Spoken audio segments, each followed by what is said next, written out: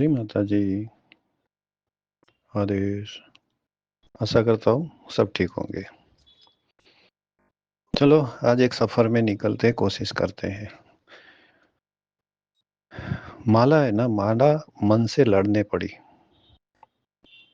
कहाँ फिरावे मोही। माला मन से लड़ पड़ी, कहाँ फिरावे मोही। मन की माला फेरी ले, राम मिलाऊ तो ही। ये कबीर साहब की बात है। और साहब कबीर का यह कोई पद कोई साधारण काव्य नहीं है, बल्कि सोई हुई मानवीय चेतना पर किया गया एक तीक्ष्ण प्रहार है। सुनो, तुम्हारी माला तुमसे बगावत कर रही है।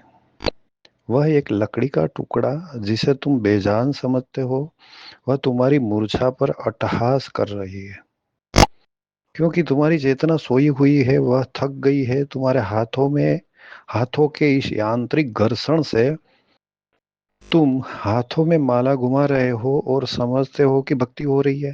नहीं बाबा, ये भक्ति नहीं है, केवल एक यांत्रिक आदत है। तुम माला नहीं घुमा रहे, तुम बस अपनी बेहोशी को एक लय दे रहे हो। लकड़ी तो बेजान है, पर तुम्हारी चेतना इतनी सोई हुई है कि तुम उस बेजान लकड़ी को भी तुम्हारी मूर्खता पर तरस आ गया है। वह कह रही है, अरे नादान, मुझे क्यों घीस रहा है। मैं तो पहले से ही वृक्ष से कटकर मर चुकी हूँ।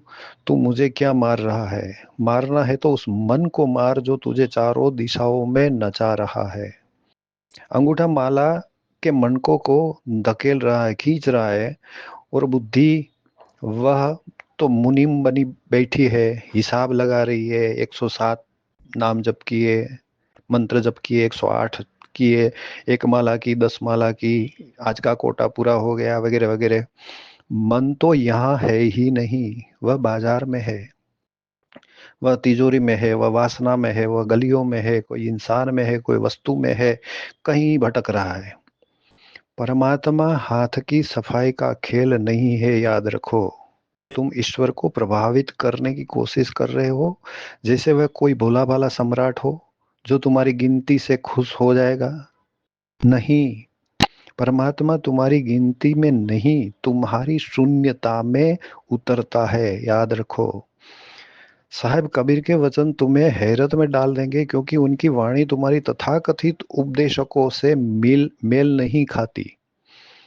साहब कबीर का यह सूत्र बड़ा क्रांतिकारी है, इसे ठीक से समझना चाहिए। मन की माला तो अजपा जाप है, असली माला सांसों की डोर है। उसे फेरना नहीं पड़ता, वह अपने आप फिरती रहती है। हर पल सुमिरन, सांस सांस में परमात्मा का नाम। तुम्हारे होश की माला है, मन की माला कोई करनी नहीं है। वह अजपा जाप है, वह अपने आप होती है।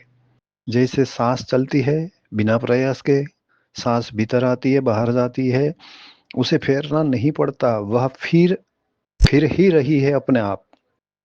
प्रयास एक बाधा है, याद रखो। जब तक तुम कर रहे हो, तब तक करता भाव उसमें मौजूद है। और जहां मैं है, वहां राम कैसे हो सकता है। जब वह है जो तुम करते हो, अजपा वह है जो अपने आप होता है। जब तक कर्ता मौजूद है, मैंने किया, वह अहंकार मौजूद है, तब तक तुम परमात्मा के मार्ग में पत्थर की तरह खड़े हो।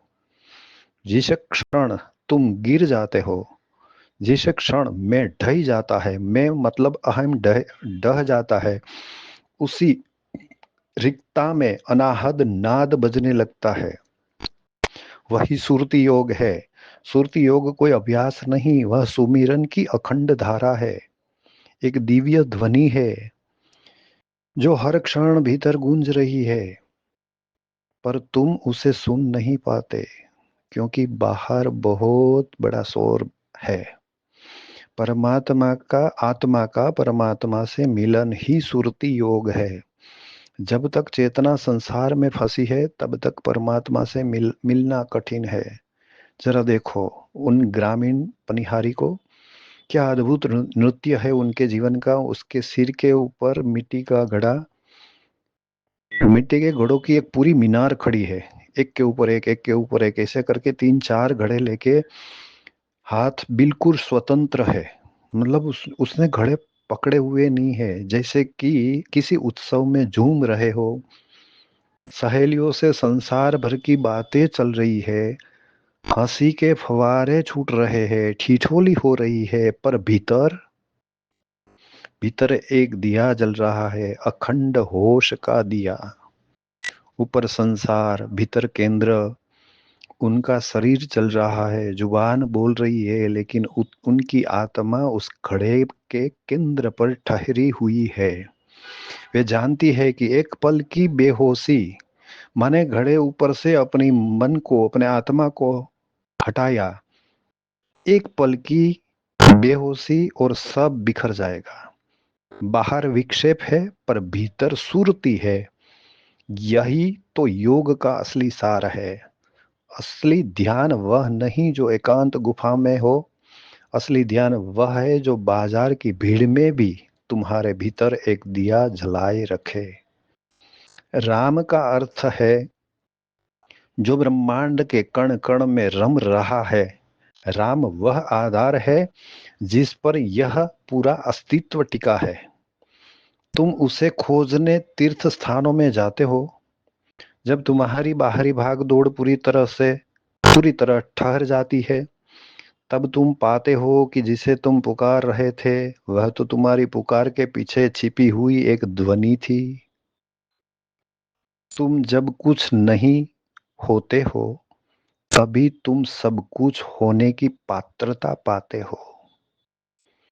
बाहरी माला अहंकार को पुष्ट करती है, मैं भक्त हूं। भीतरी माला अहंकार को मिटाती है, मैं तो हूं ही नहीं।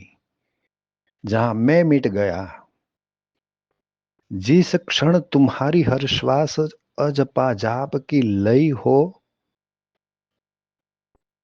अजपा जाप की लय हो जाए, जब तुम्हारा उठना बैठना कृत्य नहीं सुरति योग बन जाए, तब ध्यान कोई क्रिया नहीं, तुम्हारी एक अवस्था बन जाता है। ऐसी स्थिति में राम से मिलन भविष्य की प्रतीक्षा नहीं, इसी पल की जीवंत एक अनुभूति बन जाती है।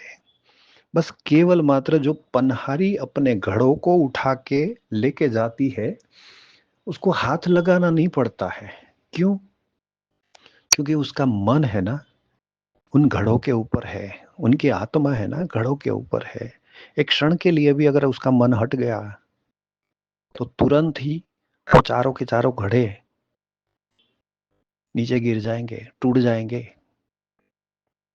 उसी तरीके से जो पनहारी अपने सर के ऊपर एक के ऊपर 4 घड़े उठा सकती है, उसको पकड़ना नहीं पड़ता है। उसी तरीके से अगर हमारे जीवन में अभ्यास हो गया, भीतर के आत्मा के साथ मिलन का अभ्यास हो गया, और जिस दिन मैं निकल गया, मैं का अस्तित्व खत्म हो गया, उसी दिन प्रभु से मिलन